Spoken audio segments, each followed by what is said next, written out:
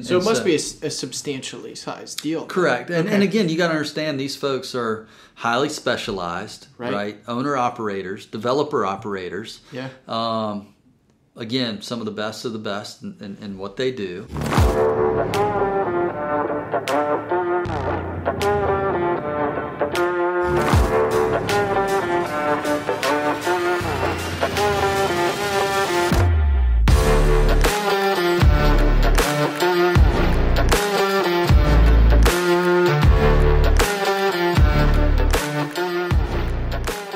All right, episode 7 of the Deal Ranch. Marshall Cooper, SVP, United Bank. Thanks for coming on, man. Appreciate bet, Matt. Pleasure to be here. Always good to see you. Yeah, great office, great location here in Wilmington. So first time I think I've recorded an episode out of South Carolina, so you're the inaugural North Carolina guest. Nice. Glad you didn't have to come far just to come across the border. That's right. So I just want to chat with you, similar to all the other episodes, about your career. So you've been in lending for quite some time now. You've done some really cool deals, and you're in a fantastic market, being Wilmington, that has changed quite a bit. So if we want to wind the clock back to when you just got started lending, what made you want to get started in lending and starting at Bank of America? Oh, I can tell you this. I had no idea I wanted to be a banker when I grew up. Yeah. Came from a family of 5 and wanted to follow my brother's footsteps and wanted to be a Major League Baseball player. Banking was the farthest thing from my mind. Yeah, we just talked about that for a while. At what point, when school ended, how did you end up deciding on banking? I think, it all boils down to relationships, right? Yeah. I got introduced to banking through, friends, family, and mentors, really, that, I guess gave me an opportunity that I'm forever grateful for. So what was the initial role of BOA? And then when did you, because you end up going to Coastal Federal, what made that decision? How did that happen? So that management program, is all part of then rolling you out, putting you through every facet of the bank, for limited duration, but you would get a taste of different facets of the bank. Sure. Spend a little time with Treasury, spend a little time on the trading floor, right? Actually, in Charlotte, right? B of A had a trading floor, and then running through the typical branch, teller for a month or two, right? Sure. New accounts, et cetera, and then ultimately they would when something came available, you would get placed in a branch to run the branch. Oh, wow. And again, very relatively young age. I think I was around 24 at the time or thereabouts. Wow. And again, living at the coast, being from Charlotte, I got the call one day. It said, Marshall, we're sending you to Charlotte. And I was like, yes, I'm going home. And they said, no, Charlotte, not Charlotte. Right. And, quite frankly, had been by Charlotte 1,000 times, between Wilmington and Myrtle Beach, a lot of family along the Grand Strand and Georgetown, and never went through Charlotte. And I bet you I went a dozen times up and down Main Street. Couldn't find the branch. Yeah. It was just kind of a hidden, unassuming building, and literally sat across the street from it when I found it and cried. I mean, I literally, are you kidding me? This is where I'm going to be. And there's a plan, and always. I mean, just the silver lining came of it that Charlotte, Ocean Isle, South Brunswick Islands is heaven on earth, man, and just a great place to be, a great place to be a professional in a relaxed, atmosphere. So it suited me well. Very cool.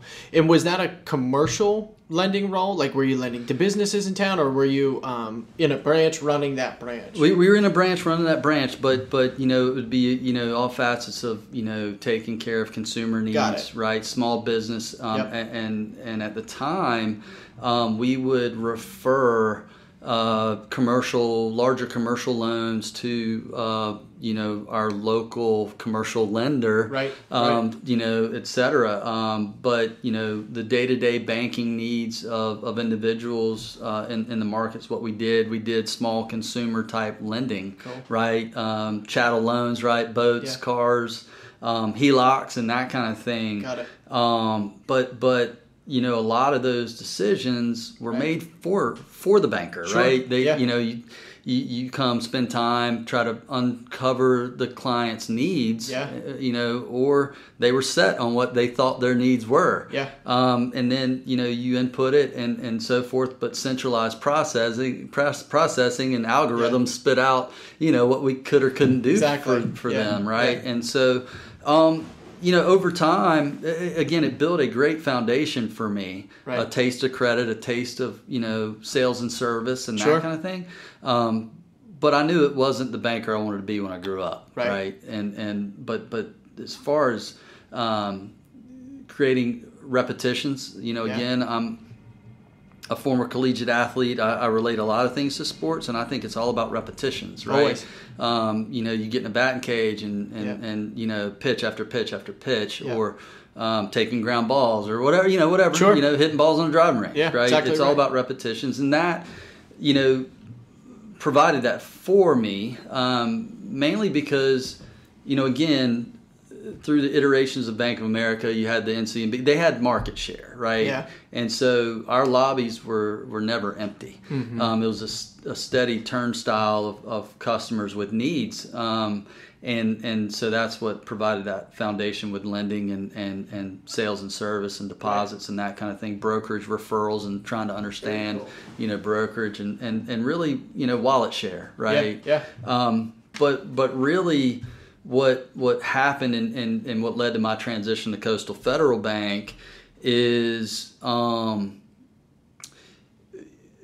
the senior commercial staffs for Bank of America ended up getting hubbed out. So we had, a longtime banker in the market and his lending staff. Sure. And then B of A made the strategic decision to then basically pull out of the small towns and that kind of thing and get hubbed out. So I'm trying to recall, I think, again, if I had a need, I was either going to Wilmington or Charlotte, right, to get a banker to come to town to talk about whatever. And so, and then we consolidated some branches there. I became, appointed to run, multiple branches as we consolidated. And quite frankly, it frustrated. So is that the city executive role? No, okay. I wouldn't go that far, but obviously, a vice president, right, or whatever, but on the retail side. I mean, I think you could probably think of it in a sense of a city exec, but at the same time, we didn't have that, moniker, if you will. It was just, because again, a lot of times those are designated for, commercial lenders or that commercial silo of a bank. But what happened was, again, we B of A and NCB, right, Nations Bank, they had tremendous market share leading up to this point, right? I'm talking municipalities, mayors, et cetera, right, business owners, legacy Brunswick County folks. Sure. And they felt alienated, right? Yeah. So I took it upon me, especially kind of early on in this process, to as a challenge, right? Yep. Hey, I'm going to turn that frown upside down and turn this into a positive experience. Sure. And so what it led to, they realized that I couldn't be everything to them. Yeah. At this point, like, their needs were just simply weren't being met, but it wasn't my fault. Right. And it was hard for me to let go of that, because of my loyalty. Yep. But at the end of the day, it served me well because I built relationships, right? And if I was able to form a positive experience out of it, it served me well. I was branding myself at that point, right? Yeah. And again, it wasn't over promising and under delivering. It was listening and quite frankly communicating. I mean that's what I've learned in business and personal experiences is. I mean, communication is key, right? Setting expectations, following through on those expectations, or resetting those expectations, right? Yeah, or depending on the business, especially for you guys, I think disqualifying in any sales cycle is super important, right? Maybe you're not the right fit, or being open with your clients too. I think that communication is key. And recognizing that adds value. Right? Always does. Again, well, people will come back to you. That's right. For sure. That's right. So again, that led to me transitioning to Coastal Federal Bank, right? I saw an opportunity to become a commercial banker and ultimately put a fingerprint on a transaction, right? Or a relationship, and become a true trusted advisor. Again, I value my time at B of A. Sure. But in the positions I was empowered to be in, there was very little empowering going on. Yeah. And granted, I was young, right? I was a product of my environment, which I would learn later on as being a part of a real estate heavy tourist driven economy that Brunswick County 100%. Was leading into the recession at the time. But I just wanted to be somebody who could overcome or think beyond the 5 C's of credit, right? The capacity, capital, character, conditions, and collateral, right? Like I wanted to be able to think beyond that, right? And impact somebody, growing their business, growing their net worth, protecting their family, et cetera. So that's what led me to ultimately go into Coastal Federal. So as you go to Coastal Federal and then eventually Crestcom, I think we can chat about that. What did you like most along the way about being a commercial banker? So you went from running a branch to now you're involved with people's businesses on a day-to-day. They're buying assets. They're buying their own offices for their companies. They're buying real estate. They could be coming to you for a line of credit. What did you like most about lending to just a business and having a different relationship, a one-on-one? Like, hey, Matt, what can I help you with? Mm-hmm. And also knowing, I think a big challenge for commercial lending probably, or not challenge, but what changes a lot from a retail. It's not just these people walking in the door every day. It's you're farming a relationship for years and years, and they might not borrow any money for a long time. Well, I had a unique experience, okay? Unlike most others, because, Coastal Federal was a legacy Myrtle Beach-based bank, right? Grand Strand. Yep. And they grew into North Carolina, and as they grew into North Carolina, ultimately they put leadership in place, and then they found me, and then Coastal Federal was acquired by BB&T. Yep. and so I'll be honest, I won't take you to necessarily the history of Crestcom, but I was fortunate because I basically thought of it because we were highly sought after, right? We were in a vibrant Brunswick County market that was growing pre-recession, and bankers and banking teams were being sought out because other banks desired to be in the market, right?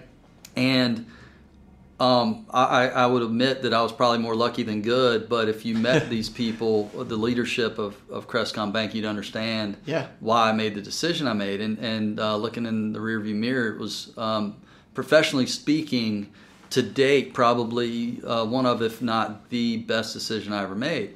But the uniqueness of it was they hired me to go de novo into the Brunswick County market, which means we started a loan production office, or an LPO. I had my client base, right, that had needs. We were still in a vibrant market, right. But I could not bank my customers because I had no deposit mechanism. I had no branch, right? Because what we were trying to do is build an asset base to then justify expanding the charter and coming into the state of North Carolina.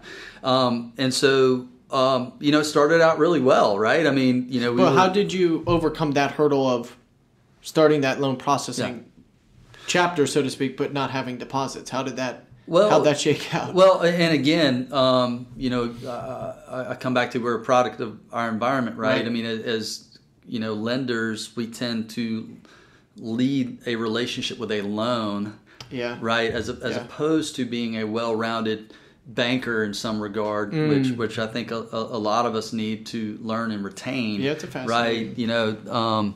That it's not always just loan. Of course, we're seeing that in today, and perhaps we can talk about that. But again, it was leading with a loan. It was, hey, we're coming, right? But in order for us to get here, I need a deal. What can I do for you, right? And so you're building that asset base of interest income from loans to then justify my salary as a lender, right? Right. The overhead that I had in an LPO or loan production office, I didn't have the expense of staff to help me process, because I was using their infrastructure intact that was in Myrtle Beach, right? So you kind of do it on the skinny, you build up the base, and then hopefully charter and move it along. But lo and behold, what happened? The Great Recession, right? Quite frankly, we felt it pretty early in Brunswick County, right? The effects. Why do you think that? A lot of investment, right? A lot of speculative second home financing, second home, yeah. development lending, right. some of that stuff. Even I would say that Charleston felt it even earlier than Myrtle Beach, even, right? Because at the time, again, Crestcom was made up of two sister banks, Crescent Bank out of Myrtle Beach, and then Community First Bank out of Charleston. Yeah. So that's the Crestcom mechanism, yeah. Right? So when we ultimately put those banks together, so I think that was a huge contributing factor to it. But again, so I wasn't doing anything differently than what I was doing at Coastal Federal, right? It was those commercial lending relationships, small business owners, yeah. owner occupied investment, et cetera.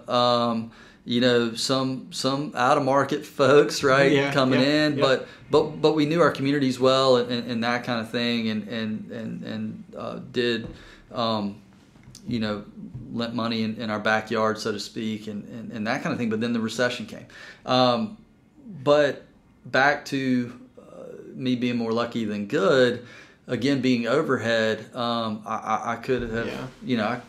Quite frankly, in a lean time like that, our leadership saw something in me and afforded me an opportunity. Yeah. Which has truly shaped who I am as a banker today. And that is, they asked me to all right, listen, we're going to close this LPO. We'll live to fight another day, right? Sure. And so, let's continue to service those loans and customers.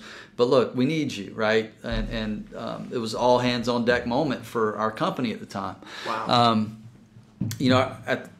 Prior to the recession, our president, CEO, chief credit officer, yep. all had portfolios, varying degrees of customers as they were growing the bank that they did deals for, and then their responsibilities grew, right? But they still had these portfolios. Well, guess what? They had other things to do than manage a portfolio. Right.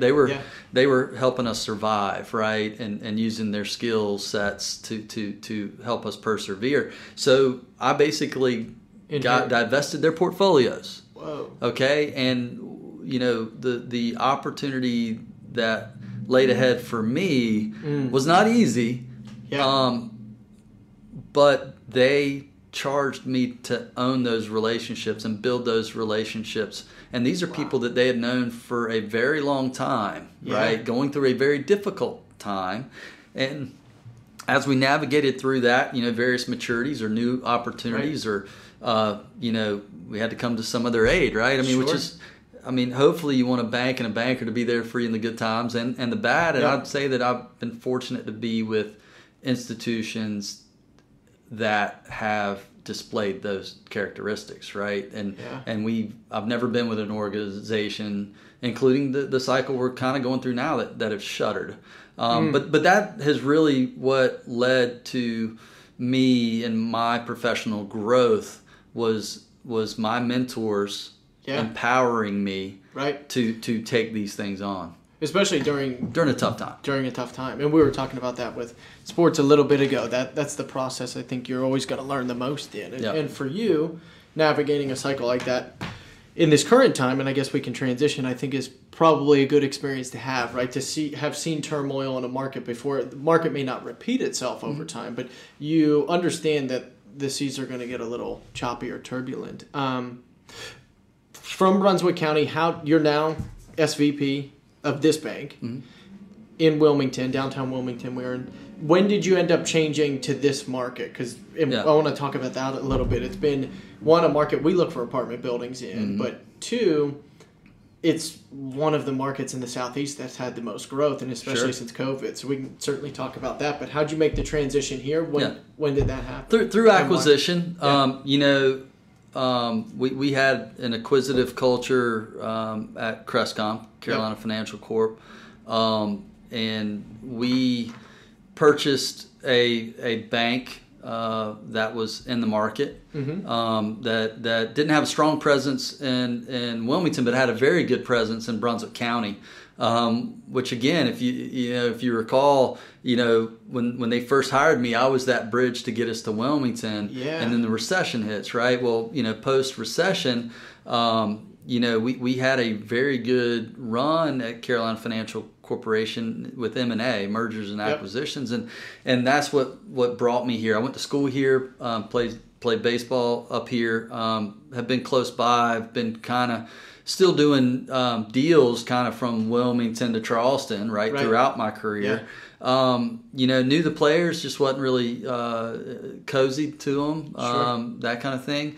But we bought a bank that had a presence here, and again we opened up a loan production office. I came up round two, and ultimately, matter of fact, I called one of my great friends from Coastal Federal Bank that was in the market up here when we had a presence prior to BB&T being bought. I was like, "Hey, I'm coming to town. Let's play some golf. I want to pick your brain." Sure.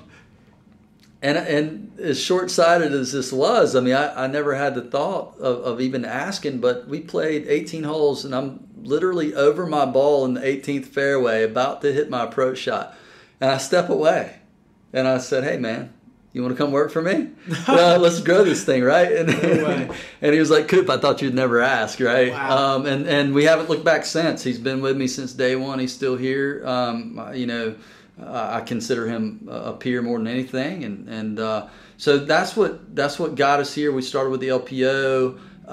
We opened a branch over off of College and Oleander. Cool. And then an opportunity came up. Questions were being asked of me of, "Hey, do you want to be over at Wrightsville, or do you want to be downtown?" And an opportunity opened up for us to have a flagship downtown, and I felt like what better opportunity to brand ourselves than to have something downtown. Some folks were kind of migrating away from downtown. I felt kind of a resurgence going on. And it was, what year was this? Oh golly, this was late 16. Oh, 16. Probably late 16. Okay. It's been just a great opportunity for us to be downtown and have that presence. I mean, you come down 3rd Street, which is the main thoroughfare from one end of town to the other, and you can't help but see, our sign at the top of the building, right? Which is a presence, right? Yeah. And since then, we acquired, Carolina Financial acquired another bank that gives us another branch location on the Wrightsville Beach side of town. So it's not great market coverage. It's I would call it adequate, and we're still trying to grow it, and a lot of it's through organic growth, and we've had a lot of success doing that. Yeah. How much have you seen this market evolve since 2016 getting here till now? I mean, there's so many out-of-town developers. There's people like me, right, that are starting their real estate business and buying properties. And I think that all pours gas on the fire, especially with the cheap credit cycle that we had the last, for quite some time. But especially during COVID when we had all these migrations coming in. Yeah. How is it night and day when you look at this market? 100%. Okay. I mean, just because I would say Myrtle Beach started kind of waking from the slumber, if you will, of the Great Recession, like in 13. I'm trying to remember the data. It was like in 2013, more units, I want to say single family, but more units traded that year than to any year prior to the downturn. Oh, interesting. Right, but it was Myrtle Beach or up here? In Myrtle Beach, in Horry County, right? And it was at 2004 price points though, right? It wasn't at your 06, 07, right? So people were kind of coming up, a lot of, and that's a lot of what I did before I moved up here was help folks grow their rental portfolios, right? Yeah. And so coming up here, not knowing the market as well, it seemed to have, Wilmington in my mind, seemed to have kind of, was more slow to bounce back, but when it came back with a vengeance. Right. And so when I got here, kind of in this CBD, commercial business district area, historic area. I mean, I remember some, 2-bedroom, 2-bath, 3-bedroom, 2-bath kind of shotgun homes, if you will, like just small single family stuff trading in the $25,000 to $50,000 range. God. Right. And were people buying them to flip then? Well, there still is. There's a group of folks that kind of had that market cornered to some degree, right? You kind of knew who played in that space. Even when I came to town, again, I'm blessed to have 2 30-plus year bankers who work alongside me in the market, who have seen every iteration of what has affected this market, right. and so and now those so fast forward to today, right? Yeah. And those units are going for low 2s to mid 3s. I mean, it is just night and day. And then again, there's a ton of infill development. Yep. If you go to the north side of town, a great asset to this community is obviously been the Riverwalk and what we've done with that. I mean, that's impeccable. And then the amphitheater that's there now, and a lot of the walkability that's downtown. But gosh, just the multifamily that's been built down there, a little bit of mixed use, right? A little bit of retail, etc. I think what has not changed. I mean, office has been tepid at best, right? Which again, office is as an asset class. I guess is perhaps taboo at the moment, but that's one way to say. But look at everything that's affected us, and us in particular here at United Bank, right? We've had COVID, right? We've had election cycles, right? And along with that, inflation that has now led to the rate environment. Yeah. That being said, I mean, it's we've done a very good job of growing this market and exploiting that the platform that United Bank now offers us. Yeah. So we've covered quite a bit of ground already, but starting with your career now to modern day in this market, it's exploding, but now obviously in any real estate market and really in any market or business market at all right now, people are cautious about doing anything, and companies are shrinking. But besides that, like bringing this conversation to present, what are your duties and roles now? So like what type of you're obviously an SVP, so you do commercial lending. What type of businesses do you lend to? How big are the loans you typically work with? What other products do you use?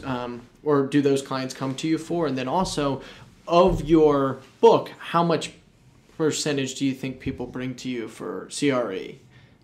Okay, I'll try to hit all those bases. It's like 5 questions. Exactly.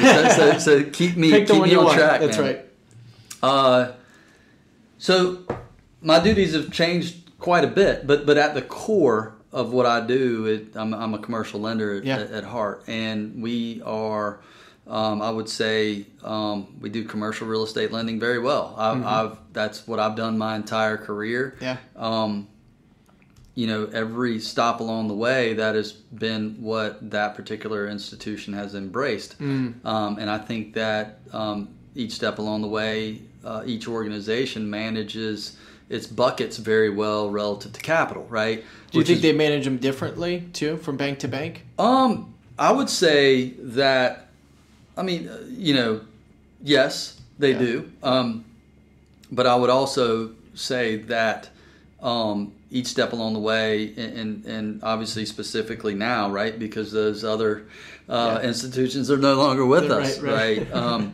But United Bank just I think does a really first of all, it's got a really good story, which perhaps we'll touch on in a minute, but I think it all starts with leadership and culture, and while cultures along the way of my career have been similar, they've all been really strong cultures in their own right, meaning like legacy, legacy employees, legacy bankers, and that kind of thing. And I think that's very important. And it certainly starts with the top down, with their vision and how they roll out that vision, and the leadership that's intact. So I think we've got very responsible leadership and a fortified balance sheet today, which is certainly comforting heading into various cycles. But my day-to-day job, I mean, again, I'm a commercial lender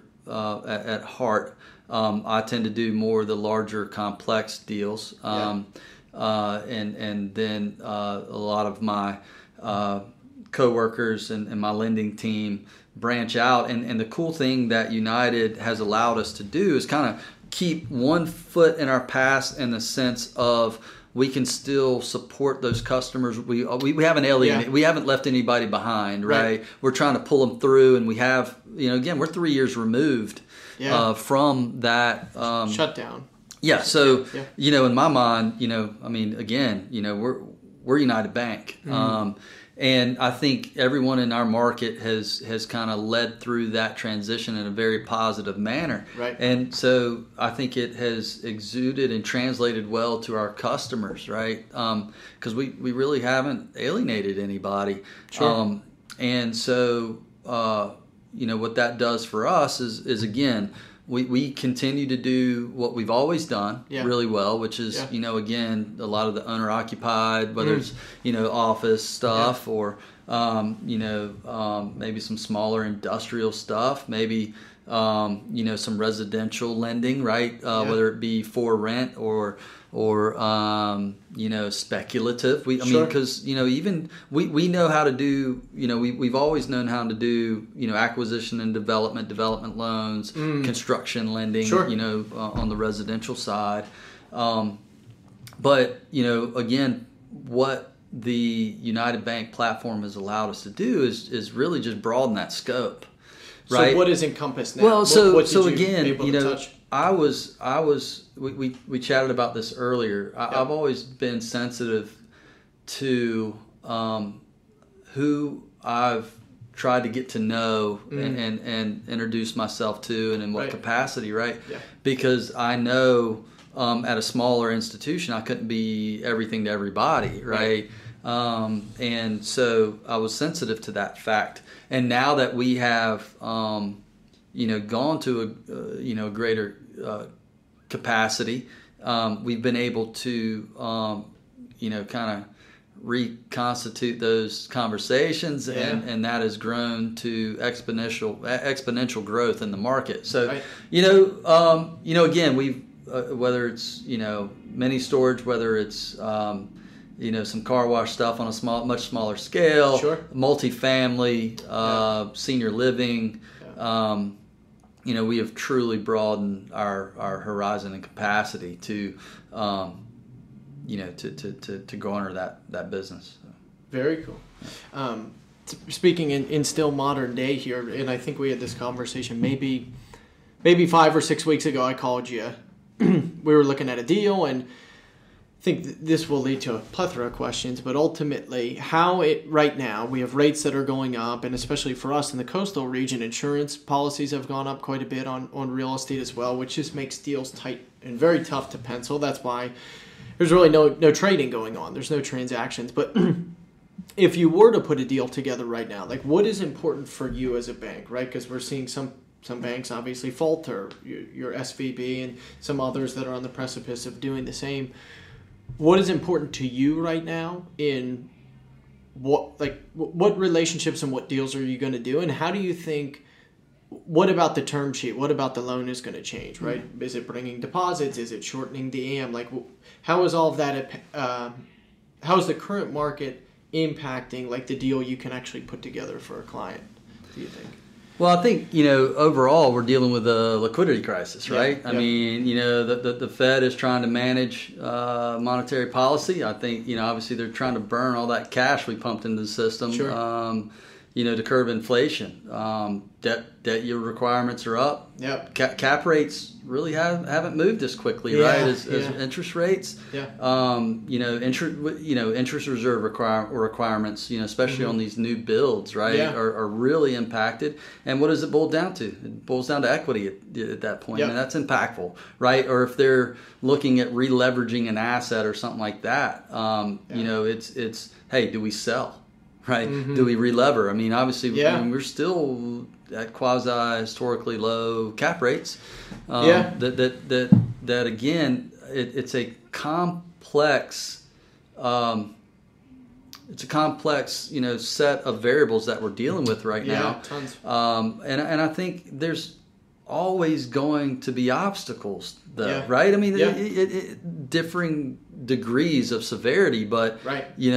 There's always going to be an obstacle, and it's a relationship banker's goal to identify where fairness lies, right? And what's safe and sound. I mean, our primary objective ought to be safe and sound, which I think we do a really good job of. Profitability and growth in that order. That's been ingrained in me for a very long time, and that's how United Bank approaches every opportunity. I think I mentioned to you before. How did commercial lenders approach things? Heck, recently, right? 6 months ago and prior. Yeah. But we led with loans, and we know. Certainly now, with all of the strains on liquidity out there, right? That having that fortified balance sheet and being able to manage cost of funds and that kind of thing is very important.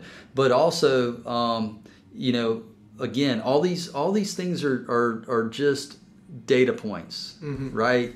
I mean, cap rate, debt yield, LTV, DSCR, all of that. I mean, it's all data points. Trying to lead to is this a relationship we have? Mm-hmm. Is there an opportunity for a relationship here? Right? Are these folks that we want to do business with? Sure. And all of that factors, and that's part of the art that I was talking to before. There's a lot of science to these larger, more complex real estate deals, right? There's a lot, right? Always. But at the same time, we try to be thoughtful in our approach and how we craft deals. That being said, like I told you before, I mean, there's always going to be obstacles and challenges depending on the various cycles that we go through.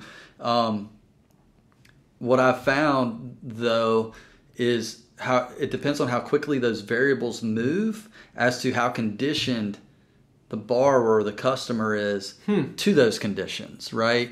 Because for example, how quickly the Fed moved monetary policy and rates, right? Which again, as you go into these new projects and you're doing your interest reserve modeling and calculations, we try to follow the Fed dot plot to see, hey, what's the duration of the build, right? So, what are loan draws going to look like? When's lease up going to start, right? And that kind of thing, and being on the path to stabilization, and that impacts interest reserve, right? And so, which ultimately impacts equity. Yeah, you follow me? So always, again. And I don't care what number you throw out there. If the customer thinks they should have $50,000 in an interest reserve, and we're like, you need $150 because of this, right? Yeah.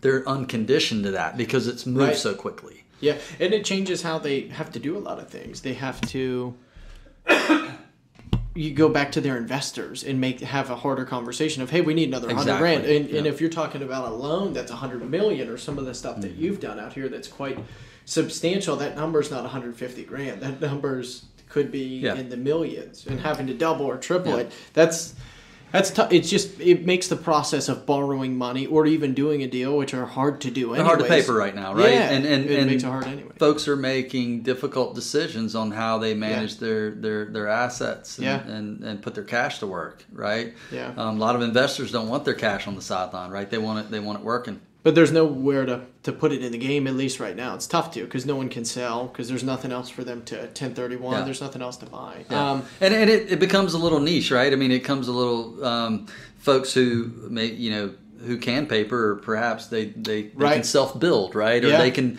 self-manage, or they can... that's right. Right? And that's where the opportunities lie. Right now, folks want to come in with a value add or, something like that. I mean, those deals are unicorns right now.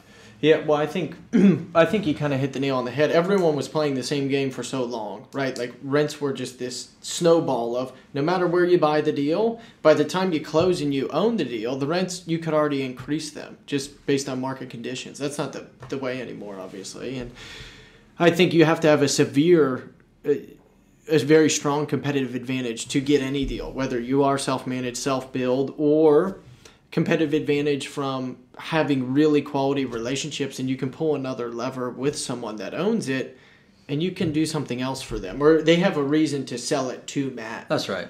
And you can get a good price on the way in. But it's not going to the market. People aren't bidding on that. It's not going to happen. You have to constantly be in contact with that asset owner, and then it becomes timing and opportunity you have to meet in that paradigm, right? And if not, then hey, we're not ready to sell, or different opinions of valuation, right? And again, that comes into the cap rate conversation, which again is what makes deals more challenging to paper right now, right? Because 1% delta in cap rate can affect value overnight. Yeah, 100%. Right, and we just haven't seen it move certainly as quickly as I've anticipated. I certainly thought that it would move a lot quicker than it has. Yeah.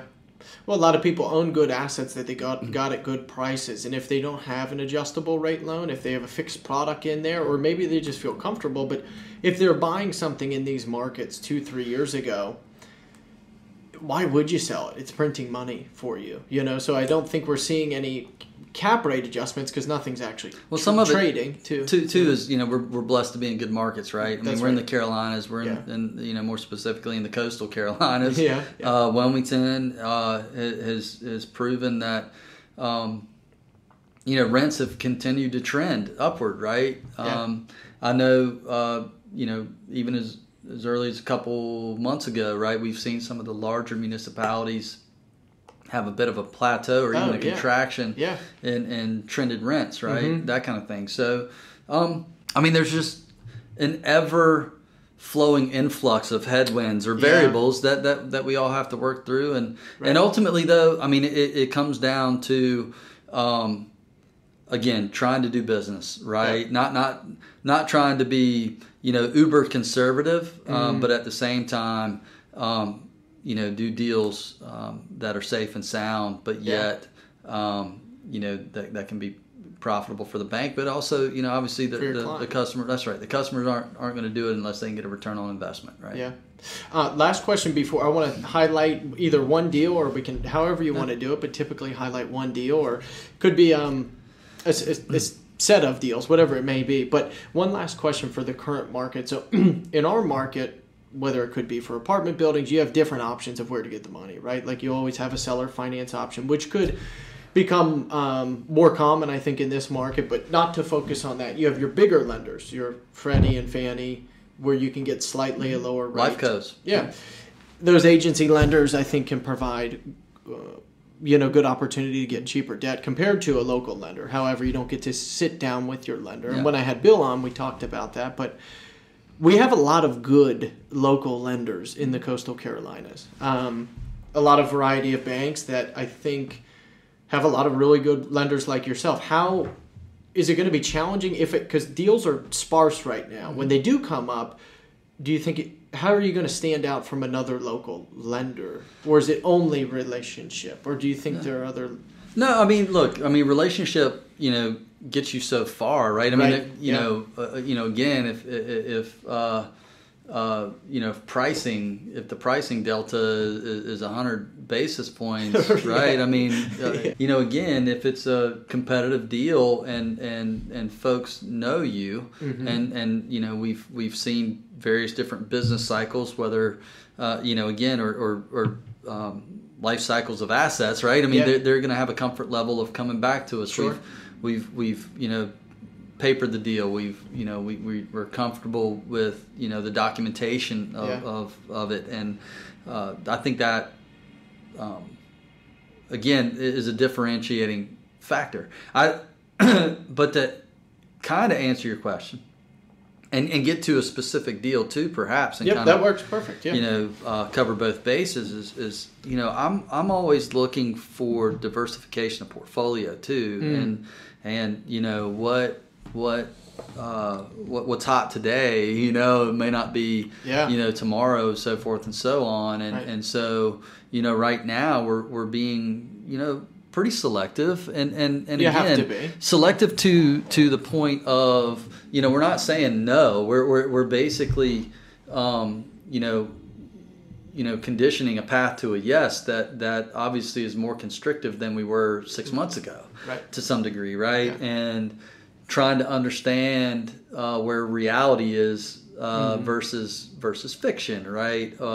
Who's still in the lending game of our peers, right? What peers are continuing to support their customers and what's important to them, and again, trying to make the best decisions for our organization and ultimately continue to support those customers that we have for years. But one of the things I like to do is seek out portfolio diversification. And one of the things I did when I came to Wilmington, and I told you I was uncomfortable in this space, is cozying up to folks that I'm not confident I can help, right? And what... But not confident because why? Because you may not have a bank that has the resources to support that individual. Exactly. Okay. Yes. To clarify, just really whether it be the appetite for any non-recourse, right? The appetite for leverage, varying degrees of leverage, or complexity of credit too, for that matter, right? And kind of what I'm pointing to is the senior living space, right? CCRCs, right? Continuous care, retirement communities, and that kind of thing. A lot of various banks have dedicated resources to that tranche of asset.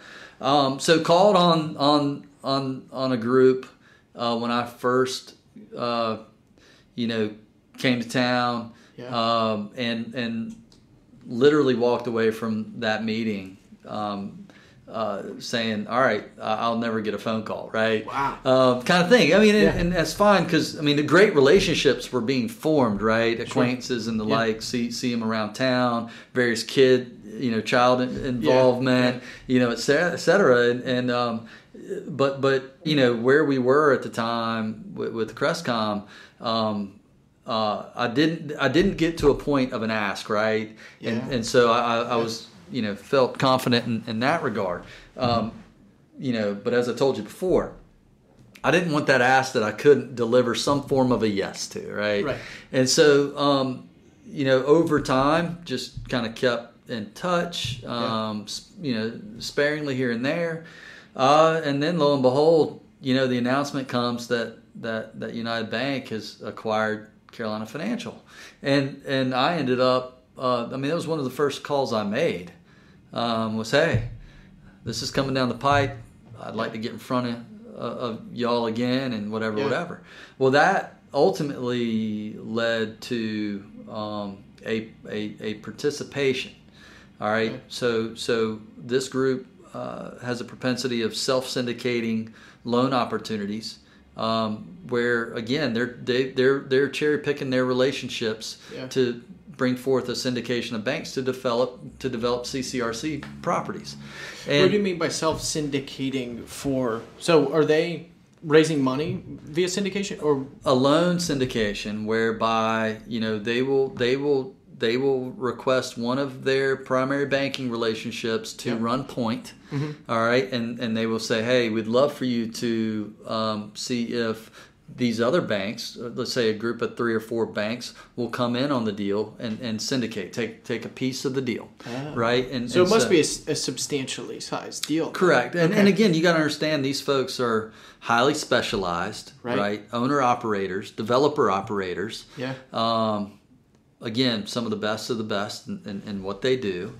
So do they put it on you or that bank, their bank running point, to find other banks that are going to bite off a piece of that? Or are they also finding the other players to see if they'll... which way does it work?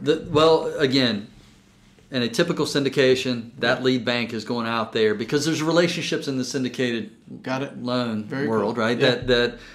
That syndicated lender knows they can call certain banks and see if they want this particular type of loan opportunity, right? In this particular instance, right, the developer, borrower, operator is reaching out to various banks to check of their appetite, ultimately getting with that syndicated banker of the lead bank and saying, hey, we'd like for you to see if United Bank wants to come in for a piece of this opportunity, right? So it was a good opportunity for us to get a feel, to do a full underwrite of this borrower, of this project, how they do business, whatever, to then validate that, hey, are they the best of the best sponsor, right, et cetera. And it didn't hurt that the location was in just an ideal spot, right? Yeah. So it was a really good one to really, learn from, sink our teeth into, develop the relationship deeper. And what that has led to, right, it has been other opportunities with this group that, because of our platform, we don't have to syndicate. We can take the entire bite ourselves. We can take the entire project ourselves. And these guys have a substantial, pipeline. And it's just a really good local relationship that should serve us well for the future. But it's just an example, though, of a when being thoughtful of diversifying a portfolio where the relationships can lead you, and the platform that United Bank has to service that. Right.